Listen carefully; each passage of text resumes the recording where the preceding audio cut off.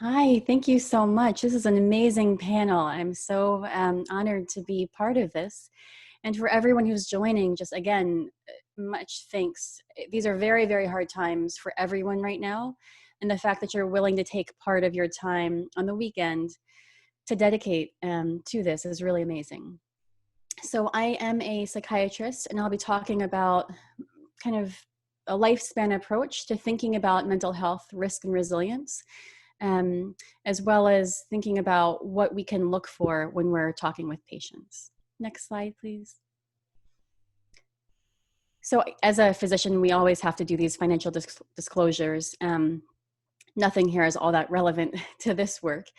My past 10 years has been working mainly clinically with survivors of torture, asylum seekers, and survivors of trafficking in the past, that's both globally and domestically.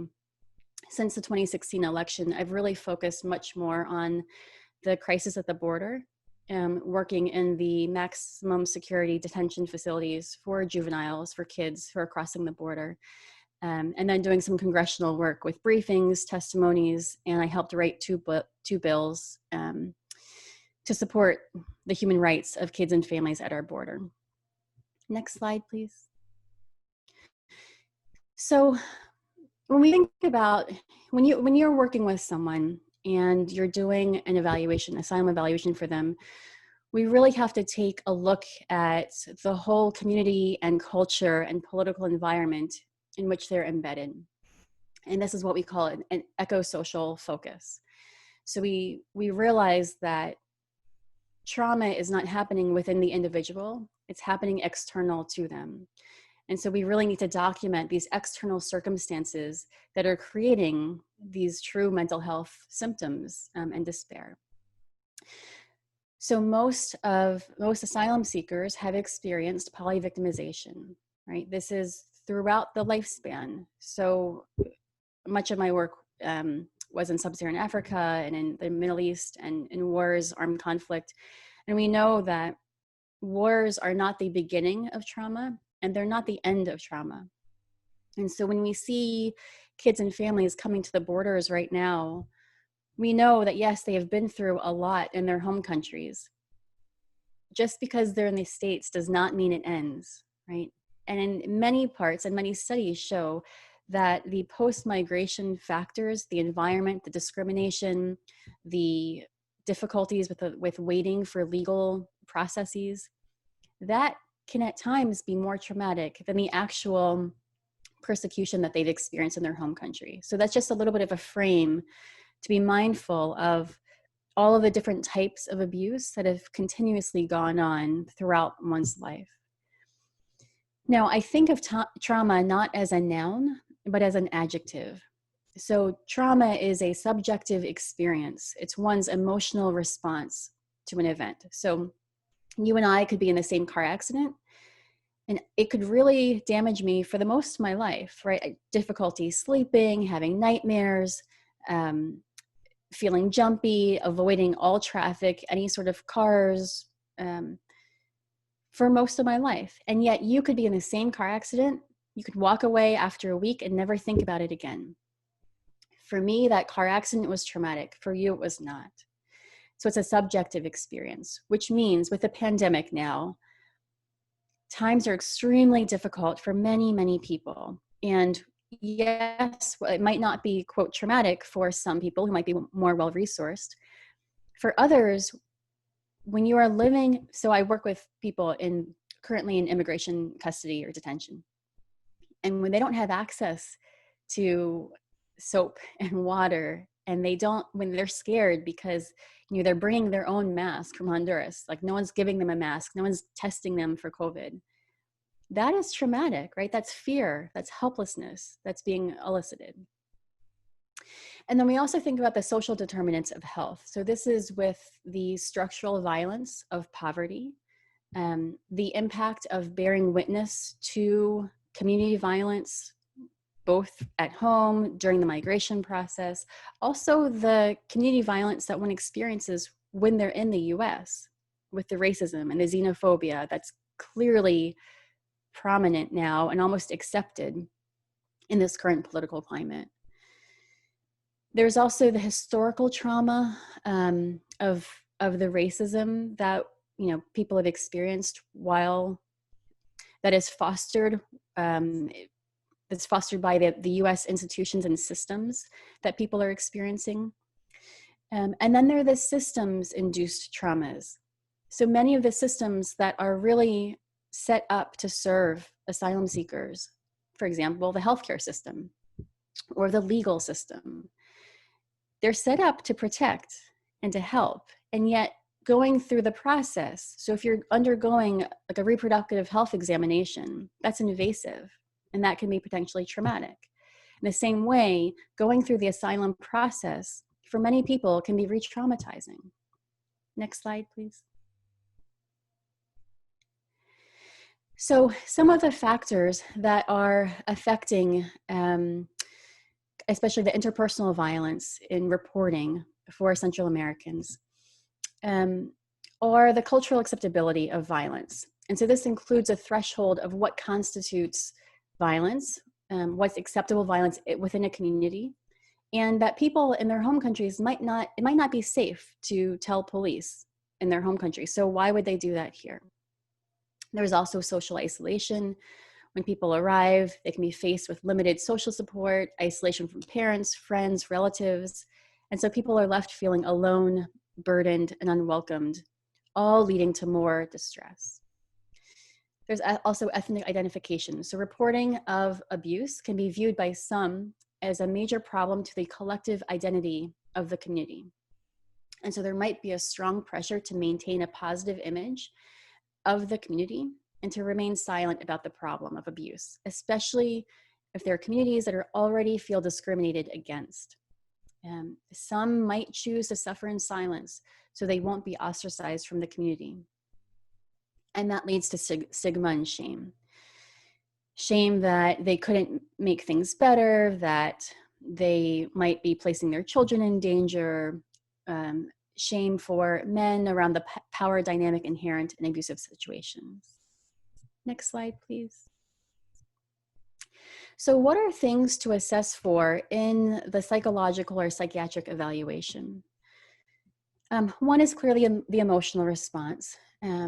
Thinking about or looking at aggression, self-harm behaviors like cutting, numbing, and withdrawing from life, and to place all of these in context to say, these were coping skills for survival, and that's why people are acting in this way. We know attachment and relationships are almost always impacted with longer-term complex polyvictimization, so that it might be hard to maintain close relationships. People are guarded towards people who say they're trying to help. Physical health, which includes sexual reproductive health, but also like blood pressure, and with the response of having a chronically activated stress response system, headaches, maybe unspecified body pains without a source. There are clearly cognitive effects of thinking the world is a bad place, and so they just isolate themselves, they feel scared to go out. Behavior, namely risky behaviors with poor coping skills and an inability to use external resources because they might not be available to them. So they turn to drinking, drugs maybe, or risky behaviors. Dissociation is when people mentally escape and they block out reality in a form of self-hypnosis, which is a way of coping with past repeated trauma. Self-concept, when people feel incompetent and they feel they're a burden to others. And this we hear all the time with asylum seekers, right? They don't want to be a burden to other people. They feel they're not worthy of anything. And then the future orientation. Many people, especially the younger folks, younger people, feel that they think that they might die early. And many kids have this magic number of, oh, I'm going to die when I'm 42 or 23. So if we think that we're about to die in the short term, why plan anything? And that has impacts then, of course, of jobs and financial security. So many asylum seekers can transfer their experiences of the past onto the present day people. So if their abuser, yelled at them when they spoke up, then they might expect you to yell at them. They might have difficulty trusting or talking to you or really opening up. Next slide, please. So of course, it's really important to document the major kind of DSM diagnoses of major depression and PTSD, but to do that and then also go beyond that, to really humanize the person in front of you. So we know that beyond the PTSD, that people are feeling extremely hopeless, right? They're managing cultural bereavement and grief. They're missing their culture, the whole way of being, and all of the supports that came with that. While they're trying to manage this new life here and the new culture and all of the uncertainty with their legal status, they're also having to manage the traumatic loss of loved ones. And with that is ambiguous loss. They don't know if a family member is alive or not. They don't know if their loved ones are safe or not. And that is a huge burden on so many asylum seekers. Next slide, please. Families are also fragmented. And this, I see a lot of, I've done, I don't know, maybe 300 asylum evaluations. And most of the time they're individuals who come alone, and their biggest concern at the present day is their families. They have left their daughter, or they're worried about their mother, or they're worried about some family member who is still left behind. And we really need to understand that and respect and value the fear that comes with the uncertainty of knowing whether or not a loved one is still alive. There are changing roles within the family. I also work a lot with reunified families. And just because family members are reunified does not mean that it's happy and rosy. And I think people expect that. But there's a transition period that always happens, that it's a bit clunky for the families to renegotiate their roles. And then, of course, many people are feeling the despair and the demoralization, especially of the past 4 years, because it's been very hard to keep up with all of the policies that are changing somewhat rapidly. Next slide, please. And so I love working with the lawyers and really throughout every step of the process, including at the very beginning, to ask what they really want to get out of this, the psychological evaluation. And in large part, I like focusing on this resilience piece. And I think it's something that I haven't seen a lot of, but I like, if the lawyers are open to it, I really like including this because it starts to address some of the concerns that the other side might have. Namely, oh, if this person is so, quote, traumatized, how can they be a functioning member of society? They'll just drain our resources, or they'll become a burden to our society. And actually, I just want to kind of directly address that by saying that's not true. that's not the case in majority of instances. And really, if we take that eco-social view and we say we stop forcing people to be resilient, meaning you stop placing them in traumatic experiences, you give them safety, basic safety, you ensure their basic human rights, they actually flourish and they become extremely active members of society and they contribute.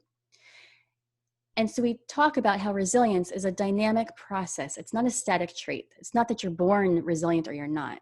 It's a process that can be developed over time. And it's time and context dependent. So we might be resilient in the past, but maybe not right now. And maybe it's that, for example, at work, your boss gets upset with you. You can deal with it just fine. On the same exact day, you come home and your family member gets really mad at you and you crumble, right? It's that our context really, really matters. So if we can change the context, mainly providing basic human rights and safety and for one's livelihood, then most people really flourish and contribute to society. Next slide, please. So in the end, all struggles have the same objective, the defense of life. And so I think what you all are working and dedicated to, I would assume, which is so heartwarming to think about. We are really living in a period where some people are more deserving of basic human rights than others. So I appreciate you taking the time to be here. Thank you.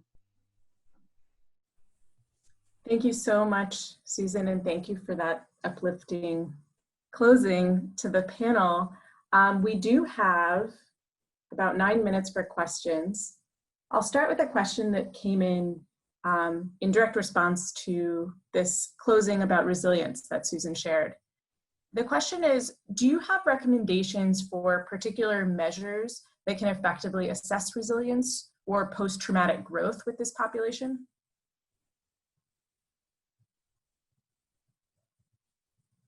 Sorry, trying to find my unmute button. Yeah, so I don't know measures that are specifically validated for Central American, for this context. And that would be something to look into.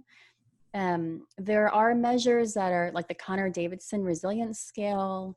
There are some brief measures of resilience, and that's fine to incorporate there. Because resilience it's a field, honestly, in adolescence in and of itself in the research world, right? We're still just now trying to come up with a definition because it's very hard to operationalize the term. So what many people in their studies are doing is they use something like ability to manage hardship, or, you know, one's hardiness, or like these very individual level traits to measure those and extrapolate and say, well, you know, that means someone's resilient.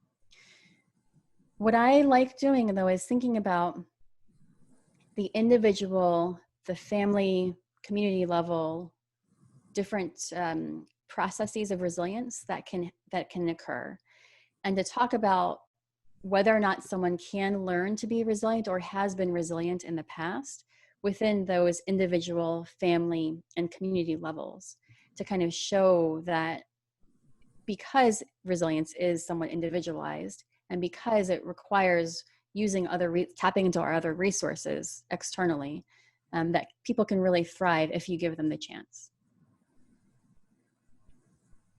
Thank you. A question for all of the panelists. We've heard a lot in discussing the Central American region about the intersectionality of multiple levels of trauma, multiple types of trauma, multiple generations of violence. And so when doing these asylum evaluations, it's not as easy as there being one primary trauma source. How, as attorneys, do you decide how to focus an evaluation or strategy when there's so many sources and levels and intersections of trauma?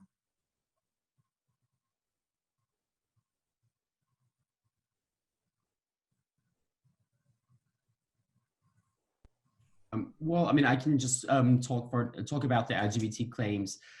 So that's why it's really important for us to be able to communicate with the healthcare professionals and just to explain them what is really key in that asylum case. So there could be relationship problems, there could be moving from one country to another one, but no, we really want to focus on the trauma that happened because of their sexuality or because of their gender.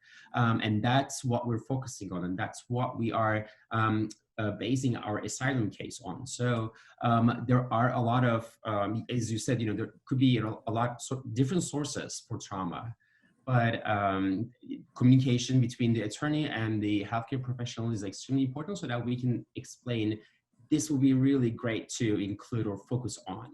So yeah.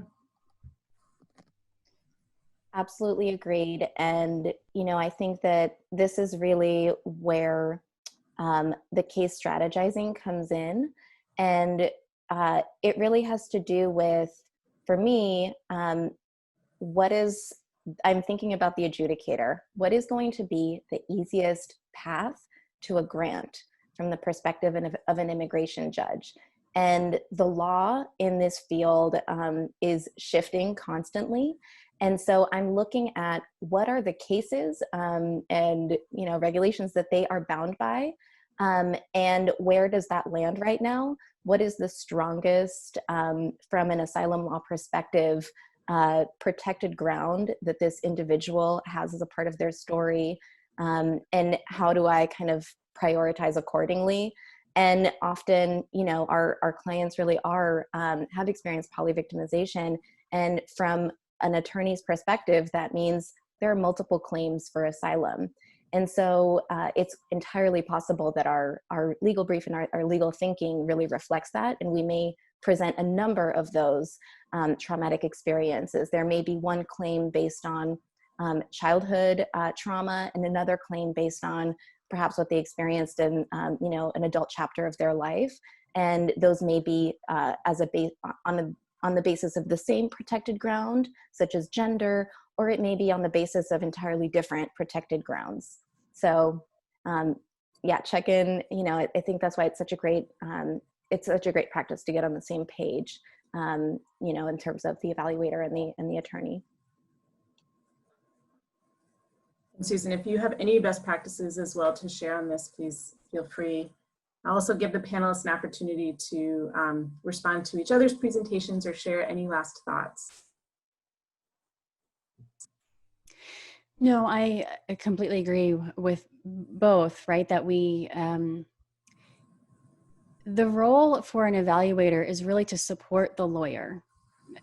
And so my primary, whenever I'm working with a lawyer, I ask them for exactly what they want and for any documents that they already have, because they've done a lot of the work. I can't tell you how often it is that I go into an evaluation. I just did one recently, actually, of a 17-and-a-half-year-old Central American boy who he crossed the border a little while ago, and he's being held in immigration detention.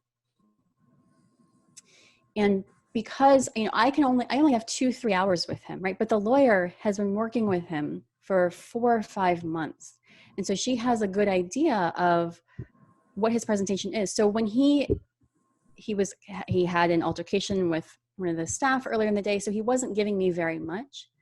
Had I not had that information from the lawyer, you really come away with a very different result, or a different report, right? So it's getting all the material ahead of time and really evaluating with the lawyer what their points are. Now, all of the things that I mentioned before about the different types of the emotional and the future orientation and the cognition, all of those kind of domains to assess for, it almost doesn't matter and you can't actually say, oh, this one emotional symptom is tied to this exact traumatic experience. You can't really say that. So, but you can kind of blend some of them, right? And you can make them all, you can put 5 of those towards one traumatic experience that the lawyers want to focus on.